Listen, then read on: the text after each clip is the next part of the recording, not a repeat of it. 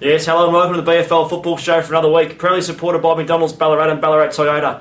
And what a great weekend of footy and netball action last weekend across the board. Great crowds, junior netball went really well, which is great to see. Another big show ahead, let's get into it.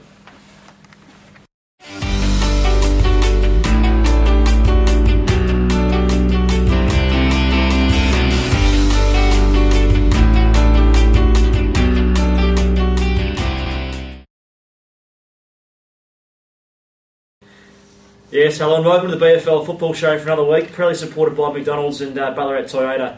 And Nunny, what a great weekend of footy action all around, and played in pretty warm conditions as well. Yeah, fantastic weekend weather-wise for footy and netball, and plenty to get through, mate, so we'll get straight into it. Very good. The first of the senior games we'll have a look at today is Melton-Darley. Melton 93 defeated Darley 64. Nunny, bit of an upset this. Yeah, huge. I think Darley would have been very disappointed with their performance on the weekend, especially after beating Melton South the week before. Huge raps on Darley's list this year. They're expected to do a lot better than what they did in 2011, but I think they went back to their old ways on the weekend, and they would have been very disappointed with that. For sure. Redan and Ballarat, this game was played at the City Oval, and a really high-scoring game, and a game that was sort of neck and neck all day, although Ballarat did have the ascendancy early on, and Redan just rallied in the last quarter. Yeah, well, this is a great game of footy to watch. Not from my perspective, obviously being a Ballarat person and watching the team lose, but look, Ballarat had control of the game for probably 3/4 of the competition, but Redan just showed how good they are. You can never write them off. For sure. They came home in the last quarter and kicked, I think it was about 4 or 5 goals straight, and they were just too good in the end. And Ballarat might have improved a little bit. I think a lot of people during the pre-season might have thought they may have dropped off, but a few recruits on the weekend went pretty well. They did. Tom Anson up forward kicked 4, missed one to win the game at the end, but Tommy will be very disappointed with that, but still a great effort by him throughout the course of the game. For sure. And next game, Lake Wendouree back at Smash. Back at Smash 68 defeated Lake Wendouree 49. This game was played at the Wendouree Reserve. Lake has lost a lot of players in the off-season and probably, I suppose, an inexperienced side. And back at Smash have obviously kept improving from last year, and they'd be very pleased to get the 4 points on the road. A lot of people would say this is an upset, but I don't think so. Yeah. Back at Smash are going to be a very handy side this year. They'll push for that 6th position, and they'll be very difficult to beat throughout the course of the year. But Lake Wendouree would be very disappointed with the start of the season. And last year, how many times did we see back at Smash put in 2.5, 3/4 of good footy? Yep. Just one quarter let them down. So it's good to see for their sake, for them to put in a 4/4 performance. Getting the rewards for it now. Definitely. And on Saturday night, North Ballarat played at Sebastopol. North Ballarat City played Sebastopol at Eureka Stadium. Sebastopol 72 were defeated by North Ballarat City 119. Nunny, at half time, Sebas actually led this game, so a bit of a surprise, and it's really good. It's really good to show, because I think most people would have thought this game would have been really one-sided. 1 quarter of footy that really cost them, which was the third quarter. North Ballarat City came out. I think they put Tristan Carledge up forward. They bombed it into him, and Sebastopol just didn't have the tools to go with him. But Sebas could have easily rolled over in that last quarter, but they didn't. To their credit, they came back, and it was a really respectable result for the very young Sebastopol side in the end. Yeah, for sure. And the last game we'll look at was played on Tuesday night down at Clark Oval. Sunbury 64 defeated Melton South 56 in a fairly low-scoring game. And Nunny, how was the crowd? Yeah, it wasn't too bad. It was horrible conditions, but on a Tuesday night it was a really worthwhile experience. And if we had got a bit better weather, we might have been a bit of a better showing. But a great game of footy, and I think the result really shows how even our competition is going to be this year. Most people would have thought that Sunbury would have wiped the floor with Melton South on Tuesday night, but Melton South's credit, they played a fantastic game and were with them for the entire night. And a bit unlucky not to get the 4 points in the end. Yeah, definitely. And the junior season kicked off last weekend as well, Nunny, and the dual gate games, they were great for the competition. Yeah, we've got another 2 this weekend, which is great. So the juniors and the seniors, that's where they play at the same venue and they join up. It's really good for the competition, where you get the entire club at the one venue at the one time. So it just means for bigger crowds, bigger gates, and more people showing interest in our competition. Yeah, that's great. And obviously with the junior netball starting last weekend as well, I saw that I was out at the Lightning Premiership and saw a bit of the netball, and saw how many people were at those games, and I'm assuming on the weekend was also the same. Yeah, we got numerous phone calls and emails on Monday morning just congratulating us on obviously the setup of the junior netball competition and how fantastic it is for the juniors. Huge crowds, plenty of people there to watch the kids play, and plenty of interest in that junior section of our comp. For sure. Now, Melton, a big upset in the senior netball over Darley. Now, Melton have got a few handy recruits to their club this year. In particular, a lady by the name of Brooke Thompson from from the ex-Melbourne Vixens player.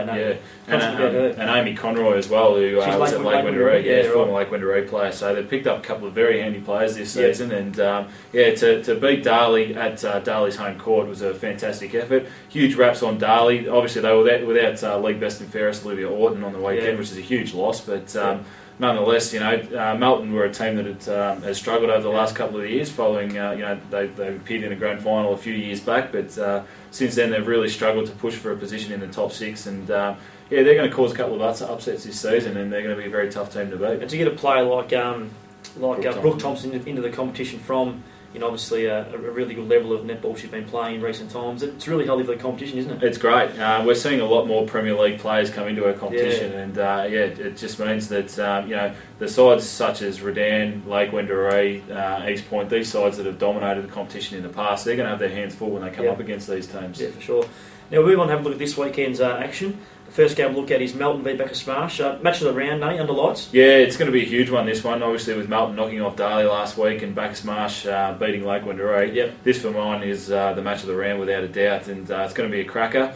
You can have two bob either way, it doesn't really matter. But I think going on the form on the weekend, I think Melton may just scrape over the line. Yep. In a very close one, though. Yep, no, very good. And East Point obviously start their season this week. Obviously had the bye in round one, and they've got a big game against Ballarat, who'd be desperately keen to get the 4 points after their loss on the weekend. Yeah, I think Ballarat would be a little bit concerned on how many goals they leaked on the weekend, and with a power forward like Dan Jordan up forward, it's it's always a concern. Trying to contain his influence on the game. Who do you think will go to Dan Jordan? It's very tough to tell at the moment because obviously we've got a few injuries and that's down at Ballarat at the moment. But I think Ben Hobbs, a very good young defender, he'll probably go to him to start off with. But look, he's a great player, Dan Jordan. He's one of the best forwards this competition's ever seen, and he's going to be very tough to stop. And he had some injuries last year, and by all accounts, his pre-season's been really good. And I think he might have kicked something like 12 or 13 goals in a practice match. Yeah, he's looking pretty fit and ready to go. So he'll be very tough to stop. Now, Lake Wendouree got their work cut out this week, Nunny, against North City, a night game at Eureka Stadium as well. Yeah, look, I think they're going to be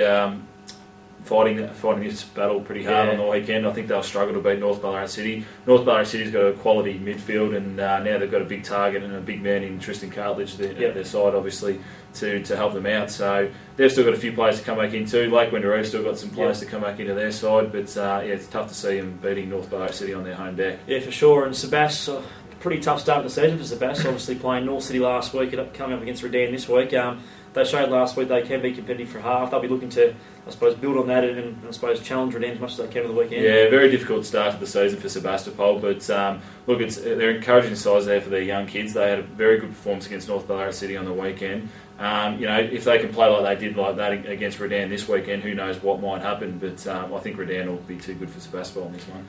Very good. Now tell us about the iPhone application on the BFL website. Yeah, if you want live scores as they happen, jump on the BFL website via your smartphone, click on the big iPhone that's there and download the app to your home screen. And all the live scores as they happen? Yeah, as they happen. It's updated by the timekeepers, so it's, up-to-date scores as they happen. That's just BFL seniors? BFL seniors only at this stage. Fantastic. A great initiative, and obviously it's a great way to follow the game if you're away for a weekend or obviously at a certain game you can see what's happening in the rest of the games. Nunny, thanks for joining us on the show, mate. Always a pleasure, and I look forward to you joining us again next week, if you're able to. I'll be around, mate. Thanks very much for joining us on the BFL Football Show once again for another week. As always, proudly supported by McDonald's and Ballarat Toyota. For now, goodbye.